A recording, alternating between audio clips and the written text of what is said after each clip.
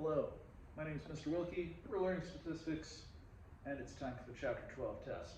So we've got 9 multiple choice questions, 3 free response questions, and, well, let's go over what they all are so you know exactly what to study. So, number 1.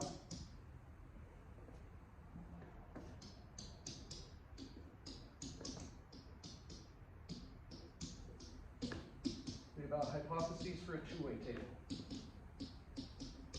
Okay, so if it's a two-way table, it's either going to be a chi-square test for homogeneous populations or association independence. So if it's homogeneous populations, the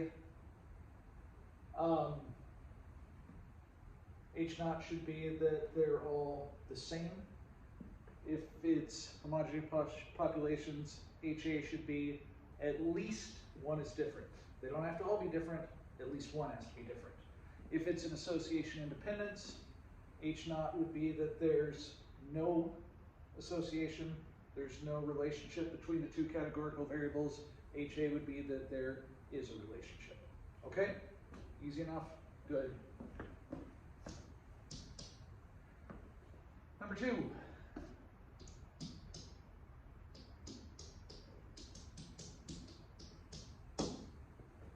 Chi-square conditions. Do you remember what they are? Random. What else? All expected counts must be greater than 5. Is that it? I think so. Okay. Chi-square conditions should be pretty easy. Number 3.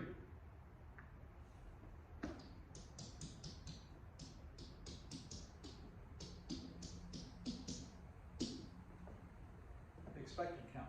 Now, if this is on a goodness fit, it's pretty easy. You can just sort of multiply the total by the percent it's supposed to be. If it's a matrix, so HP or AI, then it's row total times column total over table total.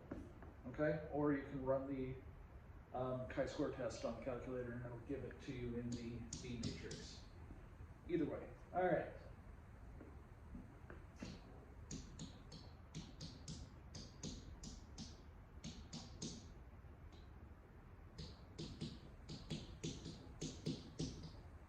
So if I give you the p-value and the chi-square from the chi-square statistic, or if I give you the chi-square statistic, you'll have to tell me the p-value. Okay? Which means you need to know degrees of freedom for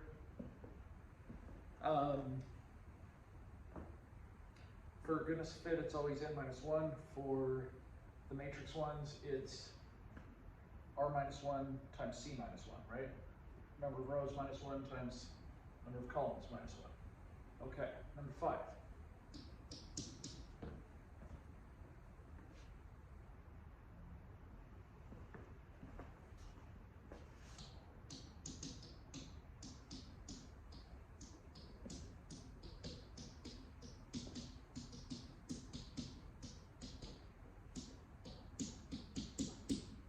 Which component of the chi-square statistic contributes the most? So how do we figure this out? Well, each component is what? Observed minus expected squared over expected. So if this is big and this is small, then it's bigger, right? Easy enough? Okay. Just work all those out, see which one's the most. All right, number 6. Degrees of freedom. Easy. It's either going to be n minus 1, or it's going to be r minus 1, c minus 1, or it's going to be n minus 2. For which ones? N minus 1 is for the goodness fit. We talked about that. We talked about the chi-square with row minus 1 times columns minus 1. N minus 2 is for regression, right? If we're doing inference for regression, it's n minus 2 degrees of freedom, okay? So depending on which problem it is, that's what you got to do. All right, number 7.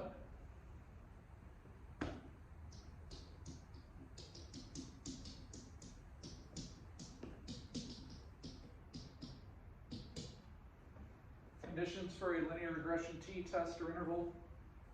Do we remember what all those are? Okay, let's go through them. Random, always. Okay, the variability is the same, has to be linear, and what was the other one?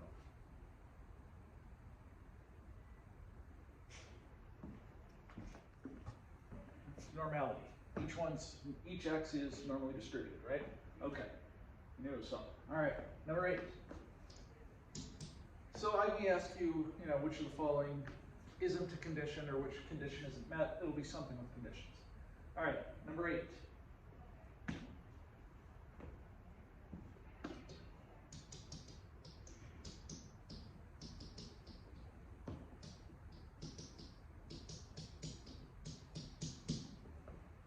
Find t given printout. Now this is easy.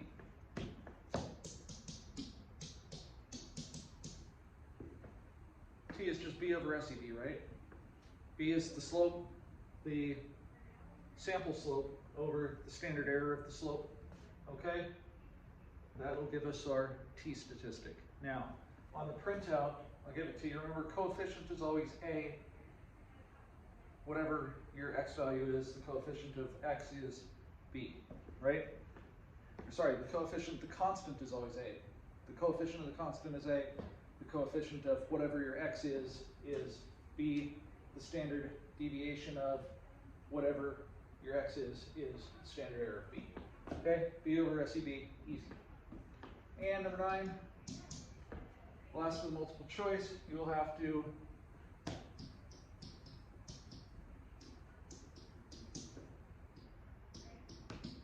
interpret results in context.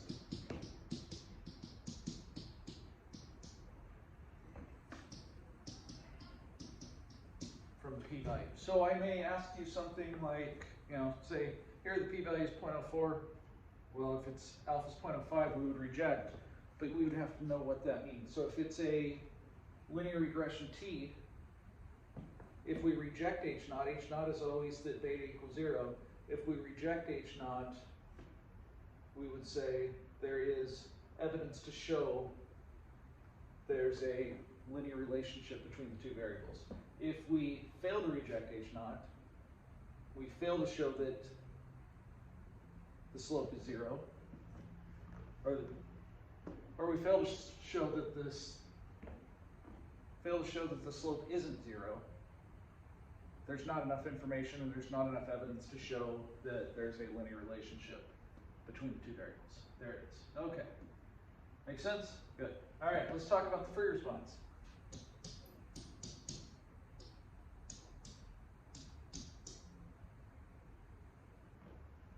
Number 10 and 11 will be chi-square.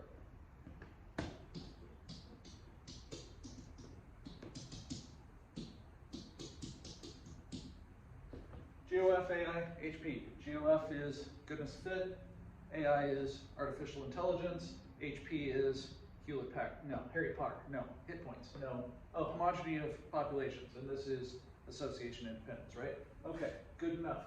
You'll have 2 of the 3. I will guarantee you that will be one of them. The other one you'll have to figure out which is which. Should be pretty obvious from the context clues. If you're looking to see if 2 or more populations are the same, it's homogeneity of populations. If you're looking to see if there's an association between 2 categorical variables, association independence. Should be obvious, okay? All right, number 12.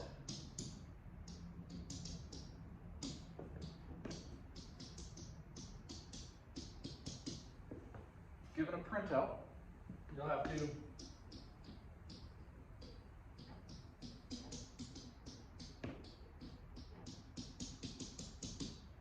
answer some questions about it. Okay, I may ask you, what anything is. I may ask you what the slope is, what the intercept is, what the regression line is. Any sort of thing like that, you should be able to tell from the printout, and you will have to